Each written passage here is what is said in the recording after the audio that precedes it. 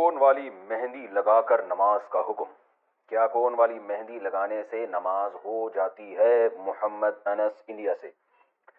دیکھیے مہندی جو ہے نا، کوئی بھی ہو، چاہے کون والی ہو کوئی بھی ہو، اس کا اصول یہ ہے کہ جب باڈی پہ وہ لگی اور خشک ہونے کے بعد اگر اس کی لیئر ایک جم جاتی ہے جس میں پانی ٹرانسفر نہیں ہوتا تو پھر اس کا مطلب ہے کہ اس میں وضو نہیں ہوگا، اور اگر پانی ٹرانسفر ہو جاتا ہے تو وضو ہو جاتا ہے۔ اب مختلف قسم کی مہندیاں آ رہی ہیں، کوئی ایک مہندی، کوئی ایسا حکم نہیں ہے میں بتا دوں کہ بھئی اس کمپنی کی مہندی جائز ہے، اس کمپنی کی جائز نہیں ہے۔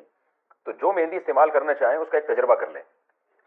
تجربہ یہ ہے کہ سادہ پیپر پہ آپ نے مہندی لگائی، کاغذ پہ، اور اس کو پھر خشک کر لیا، ہٹا دیا۔ اس کا کلر جب پکا ہو جائے تو آپ نے دیکھنا ہے پانی کا ایک قطرہ ٹپکانا ہے۔